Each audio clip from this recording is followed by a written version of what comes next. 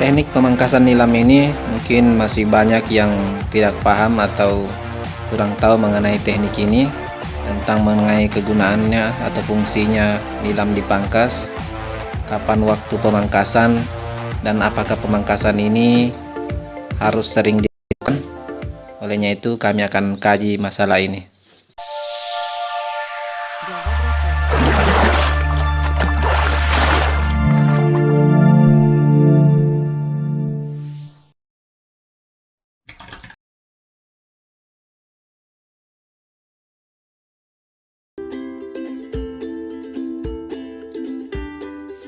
Jadi sebelum kita masuk ke masalah inti tentang pemangkasan, jadi kita melihat perkembangan tanaman nilam pasca penutup kita buka secara full.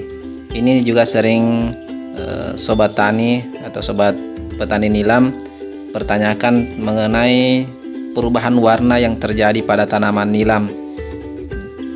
Ada yang beranggapan bahwa tanaman nilamnya itu memiliki masalah karena warna daunnya berubah menjadi agak kecoklatan seperti ini. Padahal hal ini merupakan hal yang normal. Ini terjadi karena tanaman nilam kita ini beradaptasi dengan lingkungan di sekitarnya. Apalagi tanaman nilam kita ini terkena paparan sinar matahari langsung, sehingga ada perubahan warna yang terjadi pada tanaman nilam kita, dan ini normal. Kita bisa melihat contoh seperti ini. Ini sudah mulai mengeluarkan tunas-tunas baru, dan nantinya perubahan warna ini juga akan terjadi kembali. Dia akan kembali berwarna normal seperti biasanya, yakni berwarna hijau.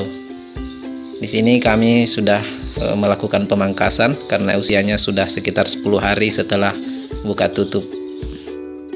Baiklah, pada kesempatan ini kita akan mengecek hasil perkembangan setelah tanaman nilam ini kita pangkas 3 hari yang lalu.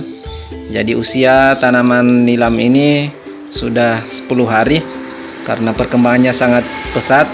Jadi tanaman nilam ini kami pangkas di usia hanya sekitar 1 minggu setelah tanaman penutup pada tanaman nilam kita ini kita lepas. Jadi ini perkembangannya sangat baik dan cepat. Jadi di sini kita bisa melihat perkembangan tunas-tunas yang ada di antara atau berada di ruas tiap daun. Di sini tumbuh tunas-tunas yang sangat baik dan sehat. Ini tinggal kita rawat dan jaga agar perkembangannya ini tidak terhambat. Jadi fungsi utama untuk pemangkasan ini yakni merangsang agar tunas bagian bawah ini bisa berkembang dengan cepat sehingga bisa rapat ke tanah. Dan bila sudah rapat ke tanah, maka tanaman akan sangat lebat karena memiliki akar bantu untuk mencari nutrisi.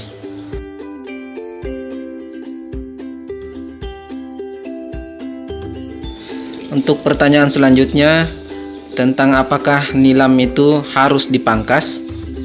Jadi ini salah satu contoh nilam yang bisa kami gambarkan. Meskipun tanaman nilam ini tidak dipangkas, itu akan tetap rimbun karena bibit yang kita peroleh ini betul-betul unggul, sehingga di setiap ruas pada tanaman nilam kita ini awalnya sudah memang memiliki tunas-tunas baru, sehingga pada saat tumbuh setelah tanam tunas ini akan berkembang. Namun perkembangannya akan lebih cepat lagi biasanya pucuk pada bagian atas ini kita pangkas. Meskipun tidak kita pangkas, ini juga memiliki.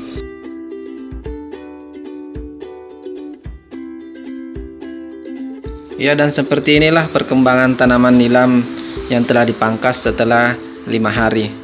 Jadi kita bisa melihat tunas-tunas kecil beberapa hari yang lalu ini sudah mulai besar dan daunnya sangat baik dan sehat. Jadi harus terus kita jaga dan kontrol terutama dari hama yang akan menyerang daun pada tanaman nilam kita ini. Yang mesti juga kita kontrol yakni mengenai penyakit pada tanaman nilam. Mudah-mudahan ini tidak menyerang tanaman nilam kita. Olehnya itu, perlakuan dengan pemberian pestisida rutin itu sangat kami anjurkan untuk Sobat Wangi, di mana di tahap awal perkembangan tanaman nilam ini kita harus sangat hati-hati agar perkembangan atau start awal pada tanaman nilam kita ini baik. Biasanya start awal pada tanaman nilam kita baik, maka perkembangan tanaman nilam selanjutnya ini akan berkembang sangat baik. Dan ini adalah contoh nilam yang belum kami pangkas. Jadi perbedaannya ini tanamannya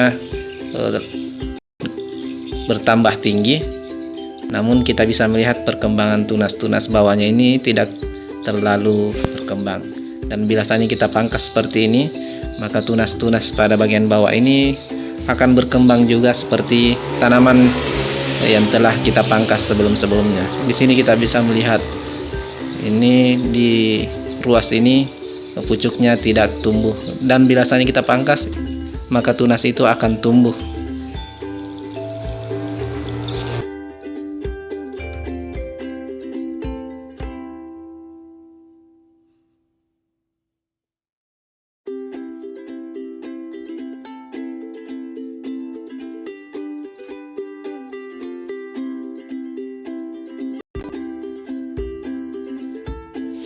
Jadi maksud pertumbuhan yang tidak seimbang yakni biasanya ada cabang atau ranting pada tanaman nilam kita itu pertumbuhannya lebih tinggi daripada yang lain, itu sebaiknya kita pangkas, dan hasil pemangkasannya itu juga lebih baik kita gunakan kembali untuk jadi bibit. Jadi sekaligus kita memangkas, kita juga memperoleh bibit dari tanaman nilam kita ini. Dan kita bisa lihat hasil pemangkasan di sini.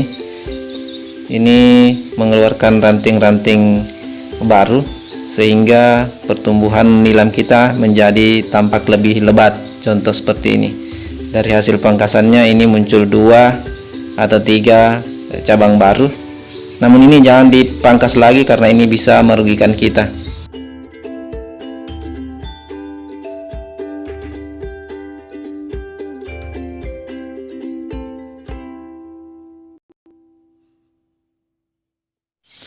Dan baiklah, kita akan melihat struktur bagian pada tanaman nilam yang sangat lebat.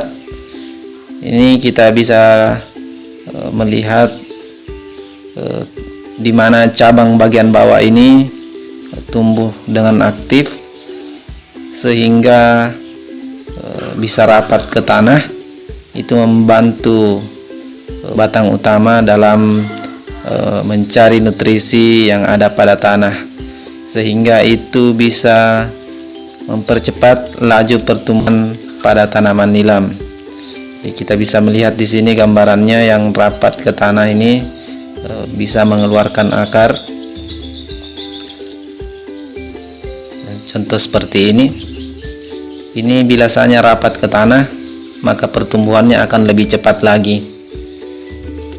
Jadi ini adalah hasil panen yang sempat kami upload kemarin tentang sistem panen setiap 2 bulan, dan perkembangannya ini setelah 40 hari luar biasa, sudah sangat besar. Jadi pemangkasan di sini sangat penting untuk membentuk cabang bagian bawah ini agar bisa rapat ke tanah,